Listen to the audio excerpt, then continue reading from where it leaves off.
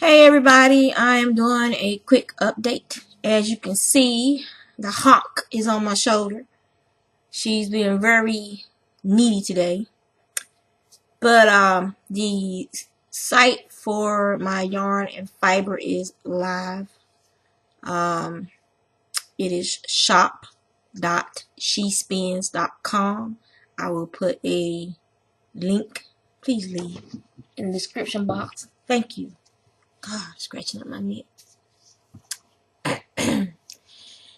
Uh, and it is what it is. I'm adding more items by the hour. I gotta add the hand spun. There's still some fiber that I need to add, dyed fiber that I need to add. And once I get, those items added, I think I have like,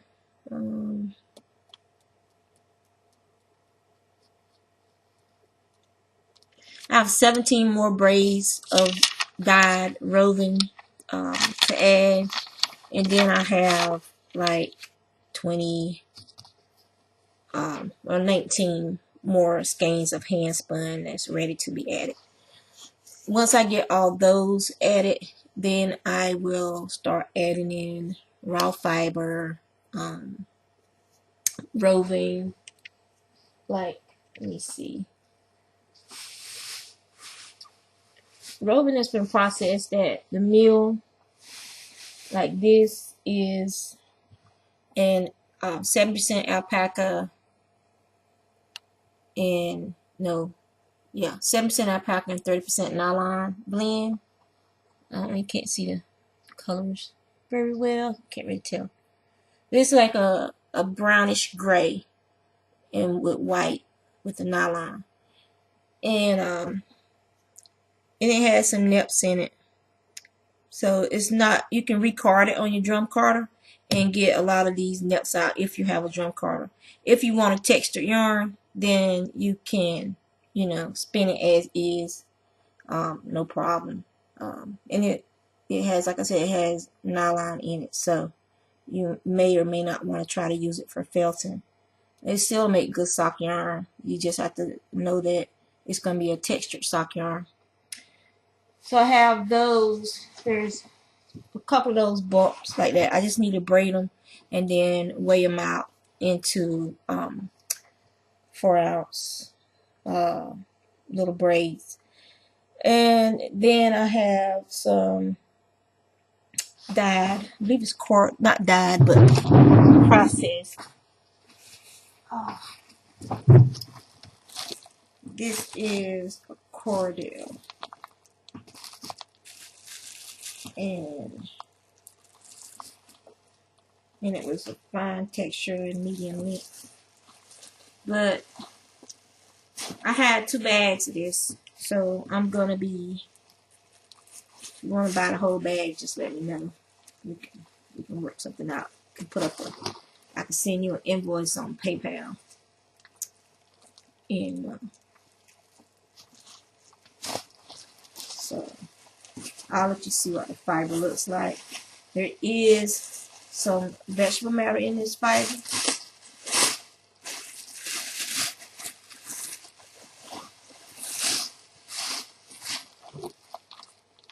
And it is a very rough card.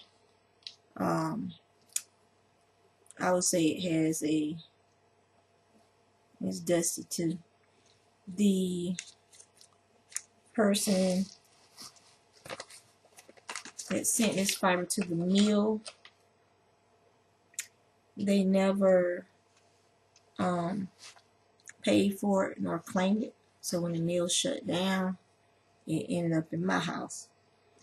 I kept one. I might try and spin some of it. I might have to recard it because it's very dusty. So this did not come from a coated emerald. So if you want it for felting, for making some rugs or pet beds and stuff like that, you can get in touch with me. You can see the dust in it. I don't know if you guys can see it, but you can see the dust. But yeah. So it's just that kind of stuff. And then I also have some raw fleece that I'm going to be breaking up into buy and try bags. Basically, it'll be a bag this size, and it'll be stuffed full of various rovings and stuff, known product. And if it's something that I've lost the tag to it and I don't remember what fiber it was when I had it processed, then it'll just say mystery wool. And it will be treated, you should treat it as 100% wool, because I do not have, I don't have any superwash in my house that I know of. Yeah. So that's pretty much what's going on with the updates. It is live, so if you want to look at what's over there now, go for it. Like I said, I still have product to add. So what am I working on right now? Crochet wise, I'm working on a hat that the cat, where she knocked it down. So crochet wise, I'm working on this hat. I started it last night in the barbershop. Well, for my son went to get his hair cut. Leave me alone, cat. Can you just leave me alone today? Can you not harass me today? So I'm using leftovers for this hat. So this section will be black, and then I'll add this section. This is just leftover yarn. I know this was some, I love this yarn. I don't remember the name, the colorway. No, I don't remember the colorway at all. And then yesterday when I went to yarn, well, when we met at the yarn shop, which is called Baba LLC, I worked on Marissa's shawl, and I gotta go upstairs and find a longer needle to start using, and the color is showing up pretty good. So yeah, that is pretty much the colors that's in there. It's very pretty purples. So the camera isn't, maybe I should center it. There we go. Now it'll be, there you go. So it's a real pretty yarn, and the company is Viking Norleys, and this is superwash wool. So the pattern is, it's a very easy shawl. You know, if I'm doing it, it's easy. It's called Owl's Fins Garter Shawl. She did hers in Nora. I'm doing mine in this. And she used the worsted. I'm using a fingering, heavy lace fingering on mine. It says she used number 2 needles on it. So that's what I'm working on. And I don't know what she's playing with. Like I said, that cat has been, we gotta get her a pet, because she has become very annoying since Abby passed away. Very, very annoying. I took my allergy medicine today, because when I woke up, my throat was itching, my ears, you got that itchy feeling in your ears and stuff. So I took a Claritin and that knocked that out. Took a while for it to work though, but at least it's working. So now I have to just get up every morning and take one. Now that it's that time of the year. We should start getting pollen from the pine trees within the next week or so. And then that's going to be some nasty stuff to deal with. As far as the yarns that I have to add to the shop that I'll be adding throughout the day, I'll let you guys go ahead and get a sneak peek. And that, this is more of a, it's a little brighter than that. Think highlighter. It's like a highlighter, yellowish green. This one right here. Because I can't really, the lighting down here. This, so I'll just let you guys take a look. There's actually 2 of these things.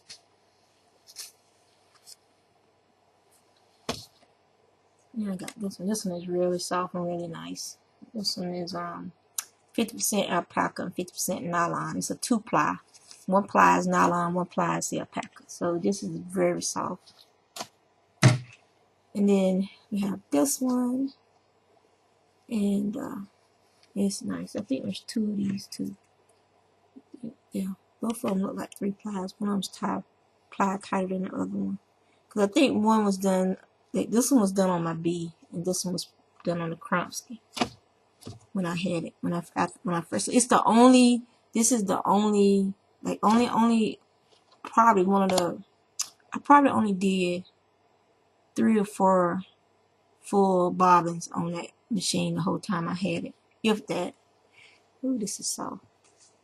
And it's in Virginia. I think it's in Virginia Tech colors. I'm not sure, but or Clemson Tigers colors. And this is wool. It's 100% wool. Nice. See those colors. And I like this one. It's like a lot like aquas and turquoise. Then this is lace. This is a 2-ply lace, I believe. Yeah. So this is a 2-ply lace. And I don't have, do I have up here? Yeah. Hold up. I'll show you.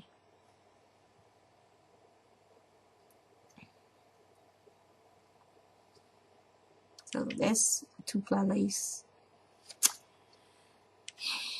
So then we got this one. This is real pretty. It has some very nice muted colors. And this has some sparkle in it. And it's thick and squishy. And I spun this on the electric spinning wheel so I could get it a worsted weight. So it's still swing. And then this is a real nice one too. And this is a 3-ply. Then I have some odds and ends skeins. That was a little bit of this and a little bit of that, but most of these are alpaca, just different colors of alpaca with a little bit. The one with the purple has some merino mixed in with it. So this is the stuff that I gotta get up in the shop. So I gotta take a break because I've been working on that all freaking day, and so it's time for me to take a break and get something to eat.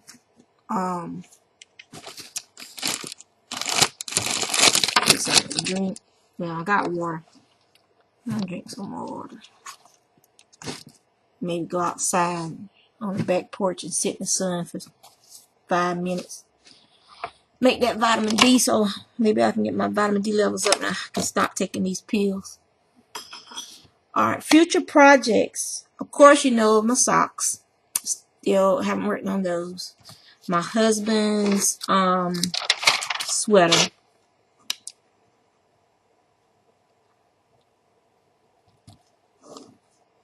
Finished Marissa's shawl.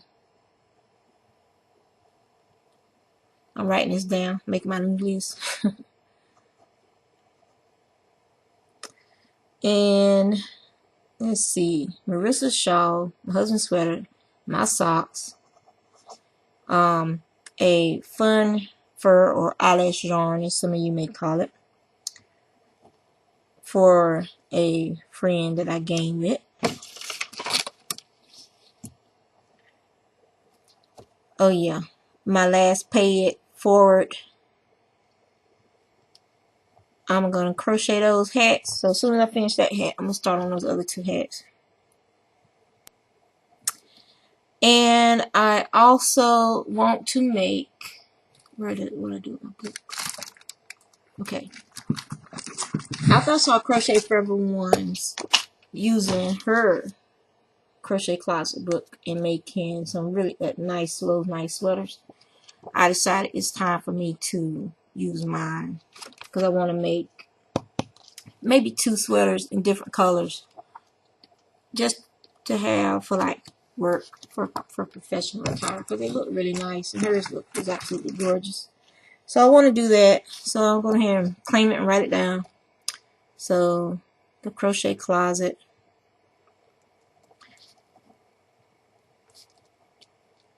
And since I don't have a sweater's worth of yarn in any color, I actually have to go and buy yarn for that. Because I need some more like professional clothes, like some more tops, and maybe like jackets, like little sweaters and jackets to wear over shells and stuff. And I need to get some more like shells and nice tees, like work tees, you know, you can wear your shell up over it. And I don't wear jewelry and stuff other than my rings, and I don't have those on because after I started losing more weight, my rings kept flopping off my fingers and I almost lost one. I thought I had lost it. It was missing for like 2 weeks, and then when I decided to fold the laundry that was in our room, because I hate folding laundry, so I finally decided to fold some laundry. And my ring, when I had brought the laundry up and was like taking the laundry out of the basket, my ring had slipped off and it was mixed in the laundry. So I decided, I mean, they're not expensive rings anyway, but still, it's not the price of the ring, it's the emotional attachment to the ring. I mean, it's my wedding band. And it's, you know, I have two of them because the first one I got when we first got married, and then he got me another one because that one got too tight when I was pregnant with my son and I couldn't wear it, so he got me a bigger one. So that's why I have two wedding bands. So yeah. And they're not fancy wedding bands because I could lose it working outside in the garden in the yard. So I don't need fancy. Give me money for yarn and fiber. I don't need jewelry. So that's me. I'm easy. Electronics, yarn, and fiber. I'm easy. You don't need to worry about me going to the malls, buying this or buying that. You don't have to worry about me doing none of that crap. I'm a homebody. I have no problems with home spinning yarn. That's like my dream job. It's just to sit home and spin for people and get paid for it. And that would be my freaking dream job. So, so that's pretty much what's going on right now. And that's my update for the week as well with these hands. I really have just been, killing my brain trying to get that shop set up and figure out the descriptions that were informative enough without being too wordy. And also because they're only one of each grade of roving, so I'm not going to sit there and try and write in all the colors and stuff. Look at the picture. Look at the picture. And you can see the colors of the roving. Because each braid is different. So I would pretty much have to be doing a separate description for each braid. No, I don't have time for that. On the job side of things, I interviewed with the company on Wednesday. I interviewed with the company on Wednesday. And while I was there, they had me fill out more paperwork, and they did the swab drug test. And they sent emails to me so that when I got home, I had to take skill tests. So I had to go and log in and take these skill tests there's 2 for Outlook, 1 for Word, 1 for Excel, and then there's a typing speed test. So I had to take all those tests, and so that was like the part of the rest of Wednesday and part of Thursday. It's taking those tests. And then yesterday afternoon, I finished those shark socks, and we took them to my friend's house, and then we took my son to get his haircut. So that was the rest of that day. I got home and I tried working on it, but my eyes and my mind were like just tired. So I was just like, well, I just need to veg for a little while. Oh, excuse me. So I got up early this morning and I carded another bat to go with those bats that I showed on Instagram. If you're not following me on Instagram, you're missing out a whole lot. Well, if you go to my website at shespins.com, it updates twice a day to import my Instagram pictures that I posted. So if you follow if you go to my website, you can see my Instagram. But if you go to my Instagram and follow me on Instagram, then you can see it as soon as I post it. Because like I said, the website only updates twice a day. So, and the bats are really pretty, very, very pretty. And so I got to spin that. After I finish this update, I got to start spinning that because that's a spinning commission I'm working on. So that's pretty much what's going on. I'm hoping this will be successful because, you know, it would be nice to be able to sit home every day and do what I love, which is spinning and dyeing fiber and sharing it with you guys. Maryland Sheep and Wool update. I'm definitely going to Maryland Sheep and Wool. Knock on wood. So that is the first weekend in May. We've already done our rooms. It's a group of us, a gaggle of hens. No, there's 2 people going with their husbands, but for the most part, it's gonna be it's usually a bunch of ladies. We get together and we go up there. So we've already got our room assignments and everything. I already got my room buddy, and I will mostly be in the main barn at the Walks Far Acres booth. I will be taking my bee up there with me, and I will be sitting there and chilling and spinning. I'm not buying any raw fleece this year. I will be probably just getting a couple of rovings from the Little Red Barn BFL. They have some BFL, nice BFL roving. I'll probably get some roving from them. Or not. It depends. If I see a good deal, I might, you never know what I might come back home with. But I'm not really going up there to shop this year. I'm going to hang out and just have fun and sit and spin and talk to the ladies from Walks for Acres. And get my Jim's turnstile spindle. I get a spindle for him every year since I've been going. And he's like kind of on the other side of Golding. And I've never bought a Golden, but I have 1, 2, 3, 4, 5. I think I have 7 or 8 of Jim's spindles, as well as his spindle it's not nitty naughty. His spindle cake. I have his spindle cake as well.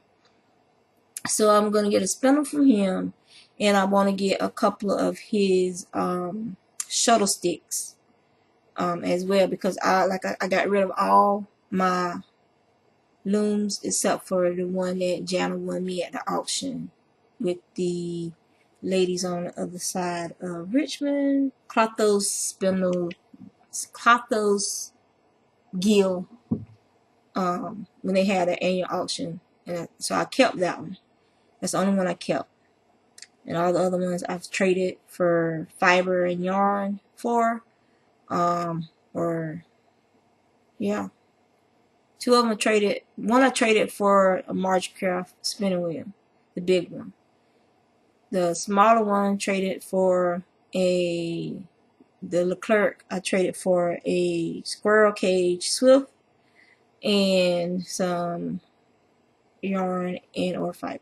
So I got the Swift. I'm just waiting for the yarn and or fiber. The other one, the small one, that was like a small handmade ankle loom, I gave that to one of my daughter's friends who really enjoyed weaving at ODU, when she took the classes at ODU. So I gave that to her. And so I kept my warping board because that's what I'm hanging my fiber up on. And plus, if I get to the point where I want to sell yarn that we dyed, I can use my warping board to measure out the skeins and stuff. So that's pretty much everything that's going on with me. That's my update for the week. And you guys take care. If you've joined with these hands over on Ravelry, thank you very much. I really appreciate it. All the newcomers who've joined me here on YouTube, thank you very much. If you have any questions, feel free to ask. I will answer them as best that I can with just from what I've learned since I've started spinning, or things that I've figured out on my own. I've never took a spinning class other than sitting with my friend Teresa, and then basically she said, I don't have anything I need to teach you. You're already doing it. So I have you know, I do have some spinning books that I use if I'm like teaching someone. I'll take it with me. So because some people learn in different ways. Some people can learn by doing, some people learn by watching, and some people learn by reading, some people learn by hearing, by auditory. So everyone has different ways of learning. So whereas by me telling them with my southern accent, they might be from up north, they might not understand what I'm saying. I can hand them the book and say, read this page. Or if they don't understand, by me showing them, because spinning is just like knitting or crocheting. The way you spin, the way you drop your yarn, no two people do it exactly the same.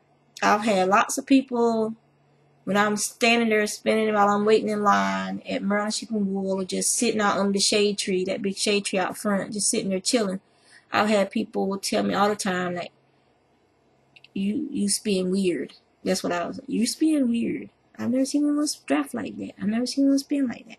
And I'm looking at them like, this, I spin the way I spin.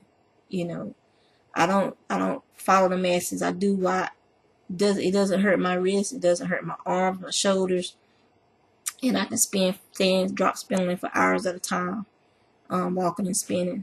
And so you have to learn your way of spinning, just like you learned your way of knitting and your way of crochet, and accept that your way is your way. Don't let people try and make you feel like you're doing it wrong because you don't do it like them. It doesn't work like that. I can demonstrate how I spin, but then you take that information and you process it in such a way that it helps you learn how to spin. But you also have to realize, because of your body's limitations or the way your dexterity is, your muscle memory is different from mine. You're going to spin differently than I spin. Even if you use the same techniques, it's going to be a little bit different, simply because we are not the same person. And that's what upsets me when I see people getting discouraged because someone tells them, oh, you're not doing that right. You should do it like this. Or you should do it like this culture or that culture.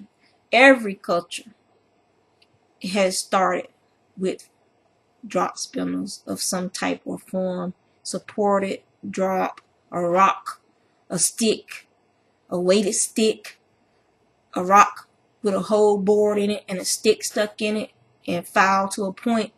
Every culture has had some form of spinning tool, and some of these tools have been passed down through the generations. Their basic design has been passed down through the generations, but you can't say your way is the only way or this people's way is the only way. That's their way. That's the way their people have been taught. That's the way their people have done it. And your way is the way you do it so that you can spin effectively and get the yarn that you want for your use. Yes, I'm preaching, but I can't help it. It just bothers me. Or someone says, oh, you should get this wheel, or you should get that wheel. Oh, your wheel's a piece of junk. No, it's not. You didn't buy my wheel. If you want to dish out the money and go buy me that wheel you're recommending with all those attachments it needs, go right ahead. Ship it right to my house. And if I can spin on it without it making my knee hurt, I'll keep it. And you know, but you have no right to tell someone that they should be using this product, that they should be using that product because you're a dealer. You have no right to you know, belittle what they could afford so that they could learn on what they could afford so that they could use. Or even if they had their daddy or their grandpa make them a crude rudimentary spinning wheel, is their spinning wheel. And as long as they get what they want out of it, it's none of your damn business. You know, be happy for them that they're able to participate in the fiber community. Just because they don't have the latest this, that, and the other is no reason for you to belittle their efforts and their abilities. I'm just tired of high and mighty people who are supposed to be experts. They might be experts at the craft, but they're not experts at people. And they're upsetting people and they're hurting people's feelings, only just try to make themselves feel more superior. No, you're alienating a customer base that could potentially come back to you one day when they do have the money, or they are ready to try a product and say, hey, I want to buy that wheel you recommended. So your shit stinks no matter who puts it out. So nobody can walk around like their shit don't stink, because you're a lie. You live in a lie if you think your shit don't stink. You know, you wake up, realize that you're a human being just like everybody else. And all human beings, unless they're some kind of psychopath, have feelings and emotions. And you're supposed to treat people the way you want to be treated. If you want to be treated with love and respect, then you treat people with love and respect. I don't care how many degrees you got and doctorates and whatnot you got after your name in a particular field. There are lay people out there who don't have a high school diploma that probably know more and have done more and have spun longer than you've been alive. I'd rather listen to someone like that than someone with a bunch of degrees after their name, because the person that's been doing it for 50 or 60 years, those hands and that mind know more than your books and your degrees and your doctorates could ever tell me. That's just how I am. That's how I grew up. I grew up hanging around old people, learning from old people, and that's how I like learning. I like it when people start talking about the history and the things their grandparents showed them and taught them, and things like that. I enjoy. So yeah, remember what I said. Treat people the way you want to be treated, and every person you meet has the potential to be a customer.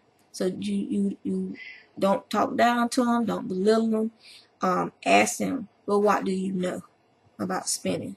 Well, what do you know about fiber? What do you know about dyeing? What do you know about this particular breed? And then after they let you know what they know, then you can go in and, well, would you like to learn a little bit more? What did you know? You know, there's ways you can explain things to people without talking down to them and stuff. That's just me. I'm getting off. I ain't did a rant in a while, so I know some of y'all been listening. I know some of y'all been missing my rants, huh? But my face is all puffy and swollen because of my allergies. I'm starting to get a headache too. But yeah, it just bothers me. Stuff like that bothers me. And I before I took the landmark forms, I was not such a touchy-feely person. I was like straight up just mean, never smiling, never laughing unless it was something really funny, or you know, something that just caught my, I don't know, funny bone or whatever. But I can say that if you take the first class, it is worth it for as helping you get in touch with who you are, what you want, what you need, yourself as a person. Basically, you look in the mirror and you accept what's in that mirror. But that's all I needed. Anything else, I'm sorry, I don't have that kind of money to keep going. But that first class, the transformations was amazing. I went to a few follow-up, like group classes in the local area, you know, meetups and stuff, and that was enough for me. It began to seem cultish. And y'all know how I feel about organized religions, whether they call themselves religion or not. So yeah. That being said, I really am gonna let y'all go. I'm gonna yak for 33 minutes now. Like I said, y'all keep your fingers crossed, knock on wood, put some prayers, shout outs, whatever you want to do. You know, send blessings out to the universe. Find me a yellow tabby or a real pretty calico tabby, somebody who lives here in Hampton Roads. Because Beb is lonely. She's sitting in front of me and she's looking back at me because she wants me to scratch her back.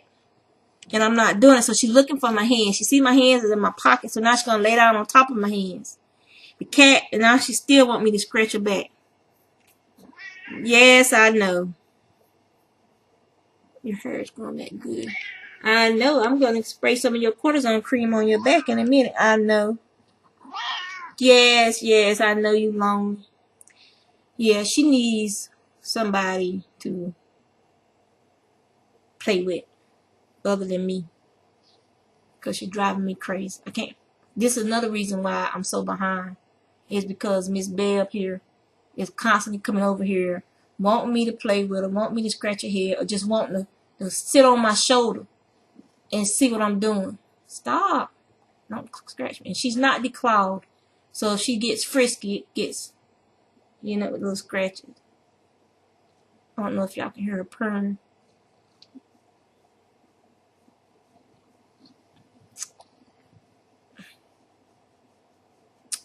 Okay. We need to stop. Here now, go. No, let go. No, you shed. Ugh. And yes, if you are allergic to cats, you may not want to purchase these items from me, because I live in a cat-friendly home, as you can see. And she's my guard cat. She doesn't like lay in the fiber and stuff, but she does like to watch me while I'm doing, and she will sit near me, or she'll sit on the table by the fiber, stuff like that. So yeah, and she's a compulsive licker. So this is what I have. Yeah, that's why she needs a friend, people. Belle needs a friend. So y'all stay on the lookout for me for a calico, a real pretty calico, or a yellow tabby kitten. Stop! God, I want a cat that's gonna be a decent size too, cause she's tiny. She's little. She barely weighs 9 pounds.